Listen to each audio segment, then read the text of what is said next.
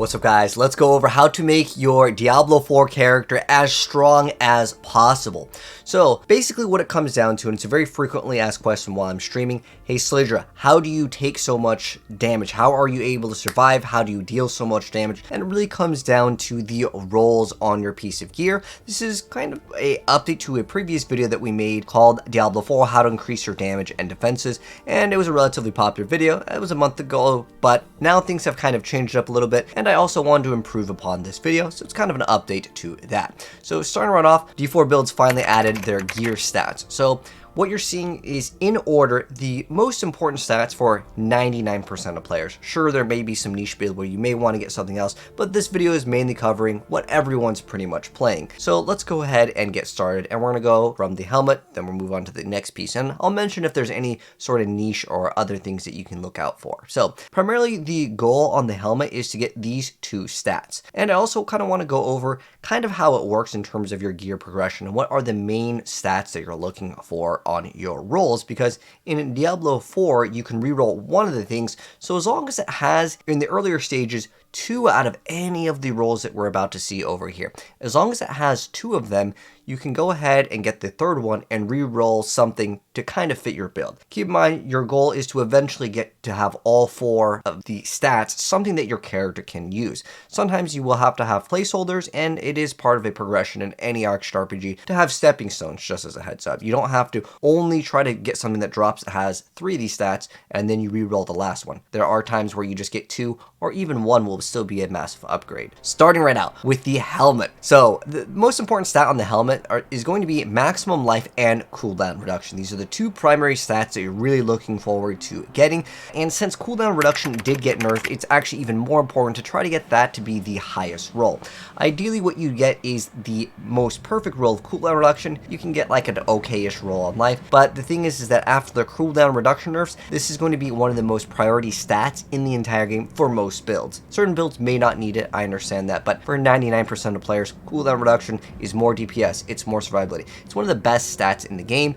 However, the reason why I put it here in the second category is that you can roll the item to have life, and it can be like, you know, okay-ish. And what I mean by okay-ish, it might not be 1,000 life when you get it 5 out of 5. It might be like 800 or whatever. However, with the cooldown reduction, you want to try to prioritize that. You want both these stats. These stats are going to super help out. So it doesn't really matter in terms of which order they have. However, cooldown reduction in terms of getting that number to roll as perfect as possible, because certain numbers may line up better. Just to have like the extra, you know, 1 second of a cooldown can add up for your build to really keep it going a lot faster. So that's really good. Now, the other stats on the item in terms of the helmet, they're kind of optional on what you want to go for. However, usually a lot of builds like to prioritize having some sort of resource. That's mana, energy, fury. This really helps out because in Diablo 4, a lot of players will run edge masters or anything along the lines of increasing some sort of resource to deal more damage. There's lots of things in just lots of builds that the more resource you have, the more damage you deal. Plus,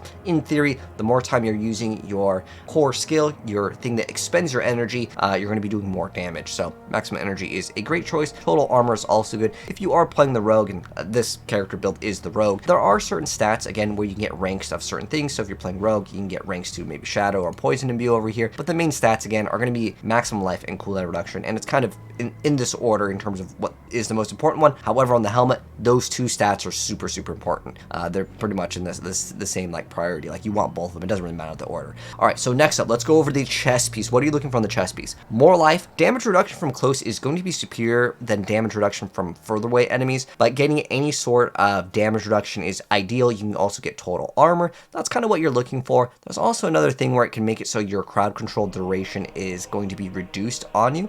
That can be something that you're looking for. I mean, obviously there's going to be more niche things. However, if you're looking for any offensive thing, there's a lot of builds that will have any sort of damage to, you know, condition, maybe physical, poison, some sort of element, and again, it's through all the classes. In terms of the offensive stat, the true actual bonus damage to your offense in the chest piece, if you want to go for that, because there's a lot more easier ways to get damage than damage reduction in Diablo 4, especially with the more recent nerfs in the previous latest patch that we got, not 1.1.1 because that one's not out yet at the time of me making this video. However, at the end of the day, what you're really trying to get on a lot of your pieces of gear is trying to get some sort of damage reduction. And the thing that is going to actually increase your damage more if you want to go for more offensive stats is to get your main stat. In our case, if we're playing rogue, it's dexterity. If you're playing barbarian, strength, you get the drift. But basically, dexterity would be better if you want to go for more offensive stats. Don't think that the other stat is going to be better. It does scale better in the later stages of the game as your main stat is going to be a multiplier. Now moving on to the next category. So this is going to be gloves. The most important thing on your gloves is to get these two in basically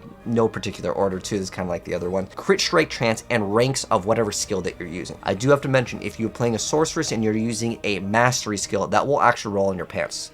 So if you're going like Blizzard or whatever, or Meteor, that rolls on the pants. But for most builds, your core skill rolls on the gloves, and that's going to be what does your damage essentially. So you want crit strike chance to be as high as possible, because in this game, it's not that easy to get crit in every single category, because it simply just only exists in the rings as well as the gloves for most builds. Some aspects will have it, but for the most part, it's a lot more difficult in Diablo 4 to get very, very high crit, because the game, in terms of what you can get crit strike chance to roll on, is just going to be on your gloves. And then what you want to do is get the item to drop with +3 ranks as a rare item, and then you can rank it 5 out of 5, and that will bump you up. As long as it's item power 725 or higher, it'll go to +4 of whatever skill it is, and that's how you get +9 in terms of reading your skill tree. That's how you have +9 into a skill.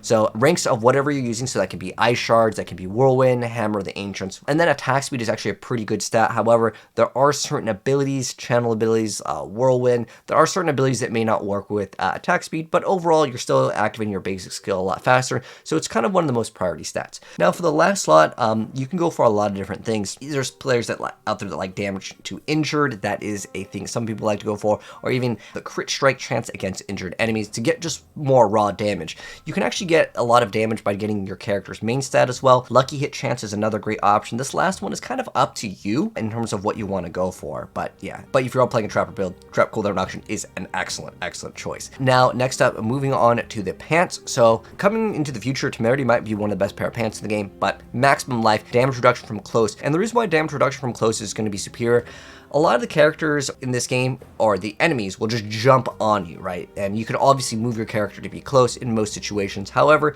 there can be some niche builds where that might not apply, but like Bone Spear, you can eliminate most targets before they even come close to you, so it's not really too much of a problem. But this thing over here, maximum life, is going to be the most important stat. If you are playing PvP, dodge is actually very, very important. So looking to dodge, just getting any flat damage reduction, total armor, all these are fantastic stats. And like I mentioned before, if you're looking for the offensive stats, you're usually looking at dexterity, as they have nerfed crit and vulnerable damage, so you actually get pretty good amount of bonus damage by just scaling into the 1000 plus in terms of your character's main set. Or if you're playing barbarian, you can go up even higher. Or if you are playing a build that can make a benefit off of damage reduction from X condition, if we're, let's say, playing a rogue that we can apply poison, well, there we go. Obviously, you can get that as well. So you're just really looking for as much damage reduction on the pants. Now, as far as boots go, the most priority stat, and it's in this order here, you definitely want to have movement speed. More movement speed is faster clears. Also, you can dodge things a little bit better, moving things out of the way, so you just don't get hit by a giant AoE. It's great. Energy cost reduction really helps out in the earlier stages of the game, depending on your build. If you are playing certain builds, energy is not even a problem, then you don't need this stat. But again, this is covering for like the 99% of player base. And then dodge chance is actually pretty solid. And then your main stat. There really isn't any stat that is like really, really important to go ahead and get. However, if your character does have benefit off of certain things, like for the sorceress, getting things to Frost Nova can be very, very important. So if you need ranks to something, well, it may apply to your character, but for the most part, movement speed, energy cost reduction are the two most important stats for the boot category. Next up, in terms of the amulet, most people will want to have cooldown reduction, energy cost reduction.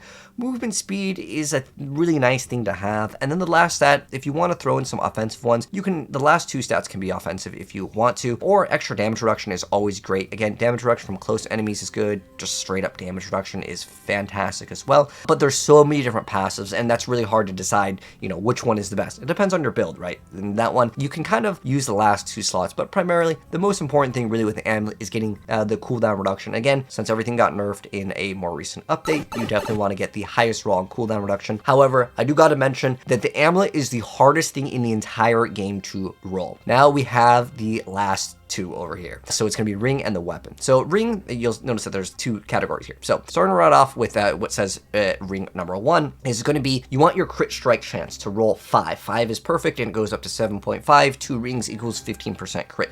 You want to get as high crit strike chance as possible. You're also looking at vulnerable damage. By the way, earlier on in the game, getting crit strike chance and damage isn't super important. This is more talking about making your character as best as possible, which is usually anywhere from 70 to level 100, because the gear doesn't get better after item power 725 for the most part, with the exception of, you know, weapons for the most players. And if you are using like right now we are using daggers or swords, so the second weapon that we have, it doesn't even apply, so the item power doesn't really matter, again, as long as it's 725 or higher.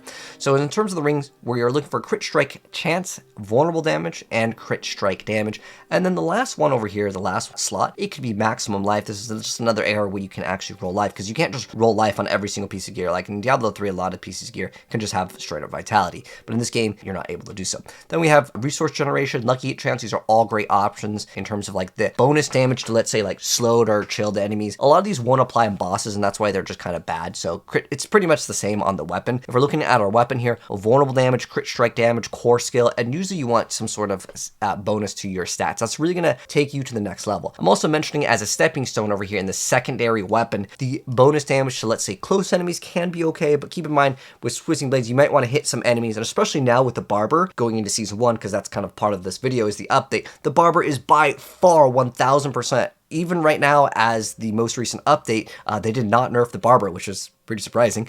But the way it works is you're going to be doing a bunch of damage to the enemies, then it explodes, and I'm not even sure if that registers all your damage there, or when it explodes, obviously there's going to be multiple monsters, so there's AoE. I'm not even sure, you know, how that actually registers, but overall core skill damage is going to be superior, or mastery if you're playing on a sorceress, is usually going to be more superior than close, because that applies everywhere. Sometimes an enemy can take a bunch of damage and he can just teleport away, and then he takes less damage because he's not close anymore, right? Or however that's applying, you know, there's lots of different things where the enemies move in this game, right? And then damage over time for certain builds can be okay as well, damage to crowd controls, but these are all conditional. These ones are going to be superior, but as a stepping stone, I'm just going to go ahead and mention that things can be worse on bosses, because some people look at builds and they're like, well, you know, he's got damage to core skill and I got damage to, you know, crowd control enemies. I have Penitent Greaves. I should be able to always crowd control. Yeah, you're always crowd controlling the small monsters that you'll one-shot mostly anyways, but on the bosses, you have to build up that stagger bar to get some sort of X condition of it being crowd control, so you actually lose out on all of the stats that say bonus damage to, let's say, slowed or crowd controlled, or, you know, stunned, immobilized, all these other bonuses. That won't happen until you reach that condition, so you're actually just straight up losing damage. So this is like a big part of something I wanted to go ahead and stress. These are not created equal. That's why these ones are the best, and that's why they got nerfed, but they still overall going to be the best for most builds. Anyways, that's going to go ahead and wrap it up in terms of the newest update to how to increase your damage, what are the best roles, how to make your character as powerful as possible with, again, the most recent updates. And this video is mainly going over like kind of in order, although again, like I mentioned, cooldown reduction and life on the helmet, you need both of those. So try to get at least 2 of these things to roll, then you can re-roll the third one to whatever, and then eventually you can get 4 of them to all be good by getting an item that has 3 of them. Hopefully, again, with the cooldown reduction nerfs, make sure you try to get an item that has the highest cooldown reduction. Don't try to roll for cooldown, is what I'm trying to say. Have the item drop with the cooldown is the most ideal thing, because since all the cooldown reduction got nerfed, it basically requires you to get perfect pieces for a lot of different builds to keep up on a lot of their abilities. But that's going to go ahead and wrap up things. If you guys enjoyed the video, drop a like on it. If you're new here, hit subscribe, turn the bell so you don't miss out on more new information with this game, and I'll be updating guides and stuff like that when the time comes. And I'll catch you guys in the next video.